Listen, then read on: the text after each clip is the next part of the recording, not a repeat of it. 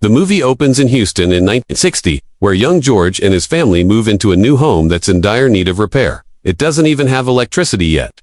One evening, their mother divides a single hamburger into 4 pieces for her children. Starving George is eager to eat his share immediately, but his sister Mary insists they pray first. Reluctantly, George waits. After the prayer, he gulps down his piece in one bite. I'm so hungry, I could eat this table. Noticing her brother's lingering hunger, Mary kindly offers him half of her portion, always seeing the best in him. That night, their mother sternly tells George that he cannot afford to be held back another year in school. It would be too hard to catch up. She pleads with him to avoid fights at school. The following day at school, George is met with stares. Due to his appearance, in class, he attempts to answer a question, but the teacher dismisses him because of his dirty clothes, choosing instead to call on a student with shiny shoes. Jason, take us away. During lunch, George sits alone, devoid of food, while his classmates eat. One of them taunts him for not being able to afford even a piece of bread and begins to treat him like a dog. How about this nasty skin? You want it? Go get it. Enraged, George punches the boy in the face. As the teacher arrives, he runs away. Anger was my answer to everything, and I couldn't stop myself from fighting. It was the only thing I did well. Years later, George and a friend are loitering outside a bar when a drunk man stumbles out. They decide to follow him, planning to rob him, but soon discover the man is a police officer in a sting operation. Surprise, boys. Been busy right here, huh? The police arrive, and a chase ensues. George escapes by hiding under a house, and the police arrive with a dog. George covers himself in sewage to avoid detection. The disguise works, and the police, along with their dog, fail to find him. On his way home, George notices an advertisement for Job Corps on a TV in a store window. The ad promises free food and drinks to those who have left school. Job Corps offers vocational training to help juveniles secure employment and even pays its students. Excited, George shares the news with his mother, telling her he wants to join. She supports his decision, affirming that he has more potential than he realizes. You want to do this job, Cole? Yes. Then do it right, George. Don't come running back home because you're missing me. Finish what you started this time. This time, a few days later, George arrives at the Job Corps in California. At the entrance, a guard outlines the rules for him. Inside, he immediately clashes with another guy, Desmond, over a bed. It's just a bed, man. In his duffel bag, George finds a new pair of Converse sneakers and a note from his mother. Desmond watches him with envy. George struggles during his electrical class, drawing laughter from other students. He responds with a tough look, clearly used to resolving issues with his strength. The next day, Desmond is listening to music while George tries to study. Frustrated, George unplugs the record player. Got something against music? Maybe I do. Jeez, you always this pissed off? When I'm trying to study. Desmond, sipping from his hip flask, offers George a drink, which he declines. However, during their conversation, they begin to bond. George's mood lifts when Desmond invites him to the chow hall. Now you're talking. Eager to wear the new Converse from his mom, George is disappointed to find them missing. At the chow hall, Desmond advises him to report the theft after they eat. He shares with George that he's the reason there are extra brownies in the cafeteria today, thanks to his knack for numbers. Desmond got a job in the cafeteria. He tweaked the weekly order sheets, swapping out beans for more brownies. And under my new cost-cutting plans, we got a whole lot more brownies and a whole lot less kale. George notices a guy wearing his stolen Converse sneakers. As the guy sees George's glaring look, he panics and dashes off, locking himself in his dorm room. Undeterred, George breaks down the door and nearly throws the thief out the window. Just then, Doc, hearing the commotion, intervenes and breaks up the fight. Outside, George tries to justify his actions, explaining that his mother had worked hard to buy those shoes that were stolen. Get in the car. In the car, Doc presents George with 2 choices. He can either send him to jail or send him home. In the time you've been here, you pushed out 3 ops men and 1 innocent door. Did disrespect me and the door. 2. Offering money for a bus ticket. Doc is prepared to expel him from the program. George pleads with Doc not to kick him out. I can't go home, Mr. Bros. This place is all to hell. Please.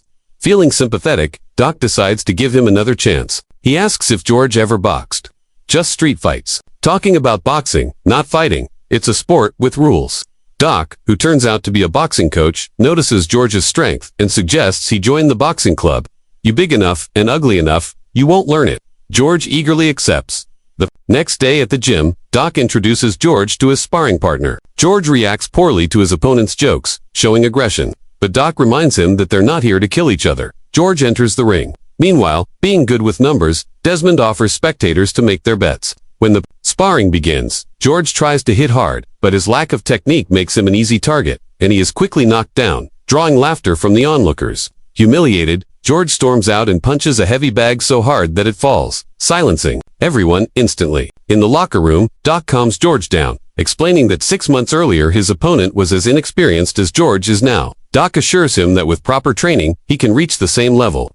Frustrated, George mentions the laughter from the other guys, but Doc insists that he must ignore the opinions of others and focus on his training. Doc begins to train George rigorously, teaching him various boxing techniques and tactics. George finds footwork and coordination challenging, but Doc emphasizes that boxing is as much about strategic thinking as it is about physical skill. One day, George calls home, and the conversation goes well until he mentions he's learning to box. His mother expresses her disapproval of fighting. "No, I'm not fighting." "Then what do you call it, George?" "It's boxing. It's a sport with rules." "God knows I don't want you to be fighting."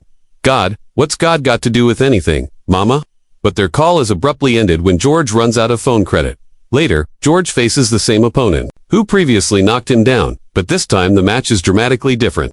Within seconds, George knocks him out, leaving Doc impressed by his rapid improvement. George visits Doc in his office and learns that Doc was once a professional boxer who won his first 24 fights. "Then what?" "Unfortunately, I had to trade one uniform for another." George shows him an article about Joe Frazier from a boxing magazine and declares his ambition to become the world champion. Doc, finding his eagerness endearing, advises him to temper his expectations and explains the extensive training required before competing at a professional level. When George inquires about the next Olympics, Doc informs him that although the Olympics are next year, he won't be ready to compete for another 5 years. 5 years. I'll be an old man. You got a punch like I've never seen. But even if you train harder than any man has ever trained, there is no way that you can make it to the Olympics next year. The scene shifts to the following summer. George, now 19, and having trained for only 1 year, faces a more experienced Soviet boxer. Commentators doubt his chances, but his family watches proudly from home, their eyes glued to the TV. Everyone at the Job Corps rallies behind George, and even his mother, despite her reservations about the violence, joins her children in front of the television. George delivers several decisive blows, winning the gold medal effortlessly. His victory brings mixed emotions for his mother, who struggles with the violence of the sport, while George, ecstatic, hoists the American flag. His siblings watch in awe, hardly believing that their brother has won his first Olympic gold medal at such a young age. The day after his victory, George proudly wears his gold medal as he strolls through his neighborhood. He encounters a former accomplice who criticizes him for raising the American flag after his fight, contrasting it with the significant protest by other black athletes who stood with bowed heads on the podium. He accuses George of disrespecting their cause. Frustrated and hurt, George goes to his mother and vents to her, expressing his exhaustion with being labeled a sellout by those around him. She soothes him. "Let me make you something to eat. Anything you want. I'm not hungry. Let the Lord take me now." "I never thought I'd hear that from you." Bolstered by her support, George vows to win the championship belt to earn everyone's respect. "You going to keep fighting? You going to get hurt? Didn't you watch me? They don't hurt me. I hurt them." At the airport, George spots a stunning girl reading a sports magazine featuring him on the cover. He approaches her, and they strike up a conversation. Her name is Paula. As her flight is announced, she rushes off. George tries his best to get her number. "Your footwork is better than your pickup game, George." She tells him to write his phone number, leaving him slightly flustered. "I'm the one supposed to be asking for yours." "George, do I look like the kind of woman that stands around by the phone?" He scribbles his number, and after she leaves, back at the gym, Doc introduces George to his new team. Dick Sadler, his promoter, and Archie Moore, the former light heavyweight champion. The morning you wake up to fight for that championship, the air tastes different, the sun looks different, and only 2 men on this whole earth matter, and you're one of them. As George embarks on his quest for the heavyweight title, he defeats his opponents one by one, each victory bringing him closer to his goal. Under his coach's guidance, he prepares to face Joe Frazier. Meanwhile, Paula calls George, and they begin dating. She becomes a regular at his fights, supporting her boyfriend as he improves his record to 22-0. Eventually, George and Paula get married. "Do you take this woman to be your wife?" "You bet I do." After securing his 36th win, his coach announces that he is ready for the title fight. The big day arrives in Jamaica, the title fight between George Foreman and Joe Frazier. George is the underdog, especially since Frazier defeated Muhammad Ali 2 years ago, and hardly anyone believes George stands a chance. The crowd chants fervently for Frazier. George takes a heavy left hook early in the first round but responds with powerful body shots. Frazier lands another of his signature left hooks, but just before the round ends, George delivers a massive uppercut, knocking Frazier down.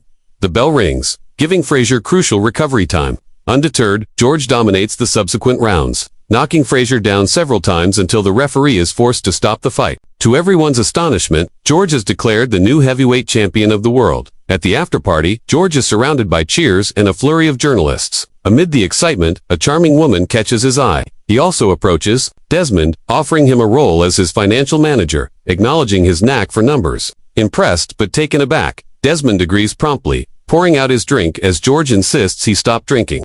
Later, George returns to his hotel room to find that same woman on his bed. Despite his confusion, he lets her stay, and they share an intimate moment. However, the realization that he has cheated on his wife leaves George feeling deeply uncomfortable. The next morning, George watches an interview where Muhammad Ali mocks him, vowing to throw him back into the ghetto with one punch. George is infuriated by these words. A few months later, George hosts a family gathering at his luxurious mansion. He proudly shows his mother his collection of cars. Each car has its own personality. That's why you need 5 of them. 5. Where do you see my garage? He's delighted to see his daughter, but his interactions with his wife are noticeably distant. Just as they're about to eat, his mother reminds everyone to thank God for the food. God, I bought the food. Mom, during the meal, his sister Mary announces she's expecting a baby, and Desmond shares that he's invested all George's money into rock-solid stocks. Rock-solid stocks. I like the sound of that. Meanwhile, Paula steps away to answer a phone call, only to discover it's one of George's mistresses on the line. She confronts George about it. I was doing just fine before you came along. Oh, so you don't like this life now? I give you everything. I don't want everything. I want you, George. George can't even look her in the eyes. George then travels to the Democratic Republic of Congo to fight Muhammad Ali. In this country, Ali is revered as a hero, and almost everyone supports him. At the hotel, George encounters Ali, entertaining a crowd of celebrities with a stand-up routine. Mocking George, float like a butterfly, sting like a bee. His hands can't hit what his eyes can't see. Now you see me, now you don't. George thinks, he will, but I know he won't. Claiming that the sports writers will regret underestimating him. When George approaches, the audience anticipates a response. George, we were just talking about a different fighter. But he chooses to walk away in silence, leaving Ali to continue captivating the spectators. Well, if he boxes how he does, interviews, it's going to be a short night. I feel sorry for Ali. Foreman could put him in the morgue. Due to Muhammad Ali's immense popularity in the country, the crowd chants the legendary phrase, Ali Bomavi, which means Ali kill him. Despite this, commentators speculate that after Foreman's dominating performance against Frazier, Ali seems unlikely to stand a chance. As the fight begins, George takes control, landing several significant punches while Ali attempts to float like a butterfly and sting like a bee. Ali's continuous taunts and mockery only fuel George's anger. That's all you got, George. They told me you were bad. George, let me see it. Throughout the fight, George aggressively pushes Ali against the ropes, delivering powerful punches. Ali demonstrates his defensive prowess, managing to counterattack periodically. However, George's aggressive style gradually drains his gas tank, visibly tiring him as the rounds progress, while Ali remains relatively fresh. During a break, while Dick and Archie urge George to keep up the pressure, Doc is visibly concerned by the advice, noticing George's increasing fatigue and slower movements. By the 8th round, it's clear that Foreman is exhausted, and Ali begins to dominate. He lands several forceful punches, eventually knocking Foreman down onto the canvas. Ali wins the fight by knockout, marking Foreman's first defeat. The audience erupts in admiration for their hero, Muhammad Ali. After his defeat, George reevaluates his life, realizing that he had been blinded by his aggressive nature. He decides to make amends. He calls his wife, vowing to never leave her side again. But Paula, feeling detached and hurt, asks him to sign divorce papers instead. Seeking comfort, George visits his mother and confesses that he has dismissed Dick and Archie, blaming them for his loss. His mother supports his decision, offering him solace. Later, in an attempt to prove his strength and regain his pride, George decides to fight 5 boxers in one day. However, the rationale behind this challenge baffles everyone. Doc urges him to abandon this reckless idea before it's too late. During the event, Muhammad Ali joins the commentators. Heavyweight champion and world-class clown, Muhammad Ali, about to join me at the table. Clown, don't get hurt now. And as the fight progresses, he captures the crowd's attention, who chant his name, Ali, Ali. Frustrated and seeking redemption, George challenges Ali to a rematch, sparking an argument between them. Despite the distractions and tensions, George completes his daunting challenge, defeating all 5 fighters and knocking out 3 of them, demonstrating his enduring strength and skill. After the fight, Doc confronts George in the dressing room, questioning what he hoped to gain from fighting 5 opponents in one day. He advises George to return to fighting opponents one at a time. Their conversation is abruptly interrupted by a message for George. Rushing to the hospital, George learns that his pregnant sister Mary has started bleeding and was urgently hospitalized. You tell them whatever it costs, I'll pay for it. We need the best doctors. We already got the best doctors. George, the baby needs a miracle. We need to pray. As doctors work to save the baby, his family begins to pray. Overwhelmed, George steps outside to pray, asking God why he would choose his sister's baby when Mary is the kindest person he knows. He pleads with God to take his life instead if a life must be taken. The next morning, George is awakened by his mother. They go to Mary's room and find her with a healthy baby, a miracle that doctors cannot explain. Say hi to your nephew, little George. Little George, yeah, Mama told me you prayed. Whatever you said to him, it worked. In the next scene, George struggles during a fight against Jimmy Young, ultimately losing by unanimous decision. In the dressing room, a coach criticizes George harshly, telling him he's lost his chance at a rematch with Muhammad Ali, overwhelmed and suffering from heat stroke. George hears a voice. Who said that? Nothing. George, who said dead? He collapses, losing consciousness. When he wakes up, Doc informs him that they thought he was dead. A word, Jesus Christ is alive in me. You're laughing. A few days later, George is baptized. Soon after, he speaks at a church, nervously, telling the congregation how he found God. Spotting a girl in the audience who listens intently, he finds his calm. He declares his intention to dedicate his life to God and become a preacher. Surprising and shocking Doc is skeptical of George's sudden change, suspecting it might be for show and feels deeply upset about his decision. Remember when you told me that you traded in one uniform for another? That's what I'm doing. I had no say, George. My choice was made for me.